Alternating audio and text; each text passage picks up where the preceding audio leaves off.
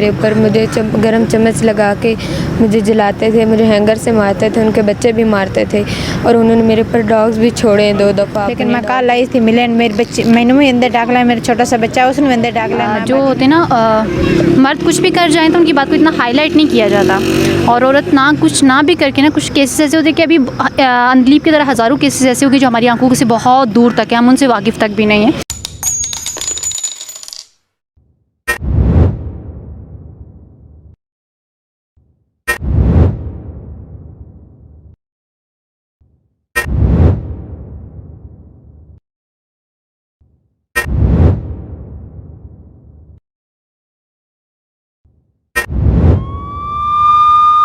السلام علیکم ناظرین، میں ہوں زیڈ اے ملک اور آپ دیکھ رہے ہیں پروگرام نیوز زیڈ اے ملک کے ساتھ۔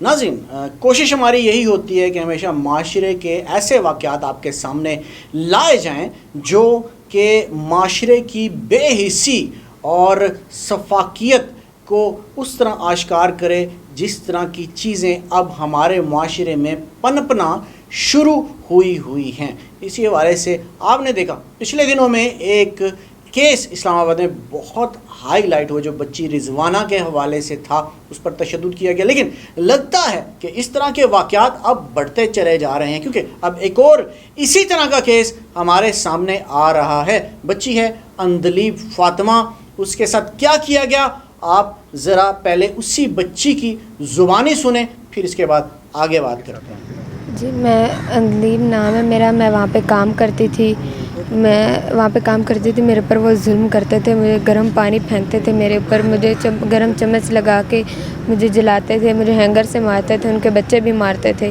اور انہوں نے میرے اوپر ڈاگز بھی چھوڑے ہیں 2 دفعہ، اپنے ڈاگز ان کے تھے وہ بھی 2 دفعہ چھوڑے ہیں میرے اوپر۔ اور ان کے ماموں جو تھے وہ بھی میرے ساتھ ایسے ہی بدتمیزی کرتے تھے، وہ بھی 1-2 دفعہ انہوں نے بدتمیزی کرنے کی کوشش کی، پر میں نے انہیں ڈانٹا تو باجی نے مجھے اتنا مارا ہے ان کی وجہ سے بھی کہ انہیں مطلب کیوں ان سے ایسے بدتمیزی سے بات کی ہے۔ میں نے انہیں بتایا تو باجی کہتے ہیں یہ سچ ہو ہی نہیں سکتا۔ آپ گھر میں سب سے بڑی ہو؟ ہاں جی۔ تو ان کو اتنا تھوڑا سا بھی خیال نہیں آیا کہ آپ بچی، آپ مسافر ہو اور آپ کو کبھی پیار نہیں کیا؟ جی نہیں۔ کئی گھر بات کیا کہتی تھی وہ؟ آپ نے کبھی ان کو بولا کہ میں نے گھر جانا ہے، رابطہ کرنا کچھ کیا؟ جی، میں اتنا ڈری ہوئی تھی کہ میں ان کے آگے آواز ہی نہیں نکال سکتی، کیوں بھی نہیں کہہ سکتی۔ تویز پلاتی تھی۔ انصاف تو آپ کو انشاءاللہ مل جائے گا۔ اور باقی کیا کہیں گے آپ انصاف کے لیے، کیا بات کریں گے کہ مجھے انصاف ملنا چاہیے؟ جی، ہمارا کیا بات کریں بیٹا، یہ آپ کا اپنا چینل ہے۔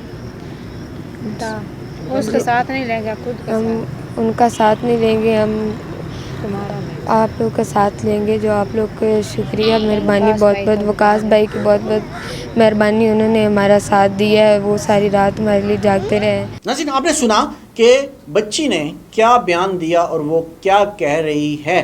G15 میں جو ہے یہ بچی ملازم تھی گھر میں، اور وہاں پہ ایک خاتون تھیں سمرا کے نام سے جو یہ بتاتی ہیں، اور وہ دعویٰ کرتی ہیں کہ مبینہ طور پر خاتون نے ان کو شدید قسم کے یا بدترین قسم کے تشدد کا نشانہ بنایا۔ ہم نے اس بچی کی والدہ سے بھی بات کی ہے اور ہم چاہتے ہیں کہ آپ بچی کی والدہ کی بات بھی اسی کے منہ سے سنیں۔ بھائی وہاں پہنچی سی، بچے نے ملے 1 مہینہ 9 دن ہو گئے بچی کو کام کرتے ہیں، لیکن تنخواہ بھی نہیں ملی، بچی نے ماریا ہے، بچی نے جلایا نہیں۔ لیکن میں کل آئی تھی ملن، میرے بچے میں نے بھی اندر ڈاک لایا، میرا چھوٹا سا بچہ اس نے اندر ڈاک لایا۔ میں باجی نے کہا باجی میں کمپنی والے کو ساتھ لے آؤں ہاں، لیکن پیسے دیں میری بچی نے خدا کے لے جاؤں، یہ دو بچے میرے بیٹا بھی بیٹی تسی خود تھے اپنے کول سنبھال لو تو میں لیتا۔ اس کہہ رہی نہیں تو نہیں جانا، میری پوڑیاں دریک کے اندر اپنے مڑ پا لے سو، اندر ڈاک چھڑے سو، میری بچی نے جلایا سو، اس نے غلط گلاں کر دی، تو اپنے ماں پیو نے اتنے بلا، میں تمہیں خرچہ دیساں، میں تمہیں رہائش دیساں، روٹی دیساں، یہ کہہ رہی میں نہیں اتنے بلا سکتی تھانوں۔ اس نے مڑ مارے ایسا اس جیسے ایسا کہ میں نہیں اپنی ماں پہ بلا، اس پانی گرم کر کے اتنے سٹے سو بھی تو کیوں نہیں بلا سکتی؟ ایسا کہ باجی میں بلا سنگی، میں کل آئی ہوں لیکن اس تنخواہ بھی نہیں دیتی، پانی تکر بھی نہیں، چھوٹا سا بچہ میرے پانی بھی نہیں سو پلائے۔ تو بھائی میں تھوڑے ساتھ ہوں، تم میرے ساتھ ہو، بھائی وقاص کو شکریہ ادا کرتی، مہربانی بھائی وقاص کی، جس سر رات تھانے بھی گیا اور اسپتال بھی گیا، ساڑھے نال بھائی وقاص ہے۔ ہاں नाज़रीन, आपने बच्ची की वालदा की भी गुफ्तगू सुन ली और आपने बच्ची की अपनी गुफ्तगू भी सुन ली कि उसके साथ क्या हुआ। यहाँ मैं ये बात बताता चलूँ कि जब बच्ची के जो हैं घर वाले थाना तरनोल लगता है G15 को वहाँ पर पहुँचे तो बाकायदा तौर पर वहाँ पे मुकदमा भी दर्ज कर लिया गया था और अब वो उस मुकदमे की आगे पैरवी भी शुरू हुई है। लेकिन हम ज़रा वहाँ पर मौजूद एक ख़ातून के व्यूज़ भी आपको सुनाते हैं कि वो इस हवाले से क्या कहती हैं कि ये वाक़या क्या हुआ था और इस किस्म के वाक़यात जो हैं माशरे पे कैसे असरात मुरतब करते हैं। सुनिएगा। देखिए, सबसे पहले मैं काफ़ी सारे लोगों को यही डिस्क्रिप्शन दे चुकी हूँ कि हमारी सोसाइटी के अंदर अगर जो होते ना मर्द कुछ भी कर जाएं तो उनकी बात को इतना हाईलाइट नहीं किया जाता, और औरत ना कुछ ना भी करके ना कुछ केसेस ऐसे होते हैं कि अभी अंधलीप की तरह हज़ारों केसेस ऐसे होंगे जो हमारी आंखों से बहुत दूर तक है, हम उनसे वाकिफ़ तक भी नहीं हैं। लेकिन ये एक ऐसी स्टोरी थी जो हमारे हाथ लगी, इसको ब्रेक करने में हम कामयाब हुए, केस आगे तक गया, सारी चीज़ें हो गई। उसके बाद यही है कि मैं यही चाहती हूँ कि पाकिस्तान के अंदर जो भी हालात और वाक़यात हैं इसको ख़त्म किया जाए, और मेरे ख्याल से 18 साल से जो कम उम्र बच्चे होते हैं उनके लिए कोई ऐसा प्रोग्राम बनाया जाए या कोई ऐसे अदारे बनाए जाएँ, हुकूमत से यही अपील है, जहाँ पर वो सेफ़ अपनी सिक्योर अपनी ज़िंदगी गुजार सकें। बॉयज़ का कुछ नहीं होता, लड़के कुछ ना कुछ करके अपनी ज़िंदगी गुजार लेते हैं, लेकिन मुश्किल लड़कियों के लिए होता है कि वो हमेशा निशाना वही बनती हैं कि हर चीज़ का। तो मैं यही चाहूँगी कि जैसे इसके साथ हुआ वो नेक्स्ट किसी के साथ ना हो। ये बताएं कि जैसे कि ये केस को आप देख रहे हैं, बच्ची को कहाँ पे ज़ख्म आने ज़रा देखिए, बच्ची के जो जलने के मार्क्स हैं ना वो उसके पेट पे भी हैं बहुत ज़्यादा, और उसकी दोनों टांगों पे भी कह सकते हैं, बाजू पे भी हैं, हाथ पे भी हैं, और मुंह पे जो उसके लगने का निशान है, और जो स्वेलिंग है उसकी वो कान के पीछे जो दीवार पे उन्होंने सर को उसके मारा, वो स्वेलिंग बहुत ज़्यादा है।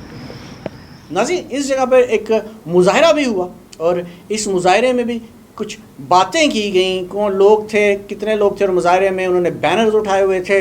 हम ये भी आपको अपनी स्क्रीन पर लाजमी दिखाना चाहेंगे, तो ज़रा देखिएगा। पहली बात है कि हम पढ़ने में तो टाइम तो लगता है, लेकिन जो बड़ी की इसकी ट्रीटमेंट है वो कल से जब से हमने इस स्टोरी के ऊपर काम किया है, रात सारी हमने पिम्स में गुजारी है। इसका तकरीबन 6-7 घंटे से मुआयना हुआ है। न्यूरो ने भी इसको देखा है, डिफरेंट जो डॉक्टर्स थे इसने मुआयना किया गया इसका। लेकिन पेट के ऊपर जो ज़ख़म है, जो टांगों के ऊपर ज़ख़म है, वो काफ़ी गहरे हैं। अब सबको तो वो चीज़ें नहीं दिखाई जा सकती, वो पर्सनली अगर हमने देखी हैं तो हम कुछ चीज़ का आइडिया लगा सकते कि वो उस टाइम किस तकलीफ में है। और बच्ची काफ़ी मतलब अपसेट भी है इस चीज़ से, क्योंकि बच्ची बहुत छोटी है। तो जब ये सारी चीज़ें एक साथ देखेगी तो मेरे ख्याल से उसके लिए थोड़ा सा इन चीज़ों को संभालना मुश्किल हो जाएगा। तो मेरा यही है कि आप सब मिल के तावन करके इस बच्ची का साथ दें, इसको हौसला दें, ताकि इसका हौसला हमेशा बुलंद रहे। हमारे माशरे में औरतों के लिए हमेशा स्टेप्स, हमारी सोसाइटी में सिर्फ ये है कि औरत कुछ ना भी करे, वो हमेशा हाईलाइट इसलिए भी होती है क्योंकि हमारी सोसाइटी में मर्द कुछ भी कर गुजरे उनके लिए कोई भी स्टेप नहीं उठाता है। औरत कुछ ना करके भी ऐसे ही हो जाती है जैसे उसने हमेशा उसका साथ दी, और बच्ची बहुत छोटी है, उसकी मदद उसके साथ खड़ी है। उसके बाबा की तबीयत ख़राब थी जिसकी वजह से वो नहीं आ सकी, लेकिन इसकी मदद 2 दिन से इसी के साथ है। बच्ची बहुत घबराई हुई है, आप कुछ उससे पर्सनली भी बात कर सकती है, वो सारे आपके खाना के बाबा है। दलीप की वालदा, आप भी कुछ कहना चाहेंगे? आपको ये खबर कैसे हुआ, आप कहाँ से हैं? तो आपको ये खबर कैसे पता चलेगी? मम्मी लेने आई थी, लेकिन बाद में मेरे कमरे में पानी पाल गया था। मेरा बच्चा छोटा सा, उसने पानी पाल लिया, मेरे बच्चे ने भी मैनू भी, लेकिन पानी कहीं नहीं पीता उसने। मैं क्या बाजी मेरे बच्चे ने भी रखो, मेरी बेटी ने भी रखो। मैं खुदा के लिए जिसने दिन बच्ची भेजी है ना उसको मैं साथ ले आती हूँ, लेकिन पैसे भी देती हूँ, पैसे दे के अपने बच्चे ले जाती हूँ। वो कह मेरी सीनियर खरीद के उसको ऊपर खींच लिया, उसने नहीं मैं नहीं करती जावा नहीं की, मेरे पैसे भी दो, लेकिन मैंने कोई और काम वाली नहीं दो। मैं कहा बाजी मैं कैसे भी ना मेरे फ़ोन की गल भी नहीं करा रही। मैं कहा बाजी फ़ोन की गल करा के अल्लाह वास्ते मेरे तो पकड़े, मैं अपने बच्चों ने वास्ता पाया, लेकिन उनकी खाडी फटी उस मेरी कोई गल बात नहीं मनी, लेकिन उस धक्के ना बाहर मोड़ अंदर मैंने पहुँच गया। डॉक्टर साहब कोई फ्रैक्चर वगैरह तो नहीं है दलीप को?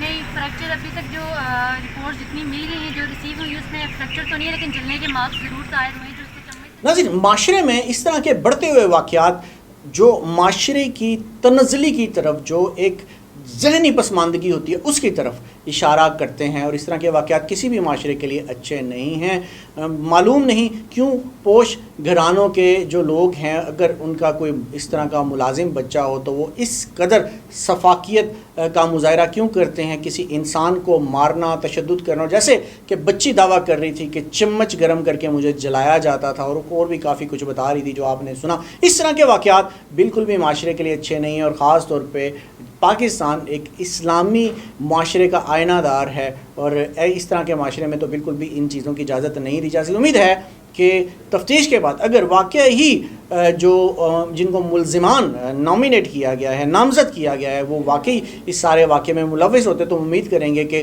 ان کے خلاف قانونی کارروائی بھی کی جائے گی. DNN TV ہمیشہ کوشش کرتا ہے کہ حقائق کو سامنے لے کر آئے, تو اگر اس والے سے ہمارے سامنے مزید حقائق آئے تو وہ بھی آپ کے سامنے پیش کیے جائیں گے. اگلے پروگرام تک کے لیے اجازت دیجیے گا. اللہ حافظ.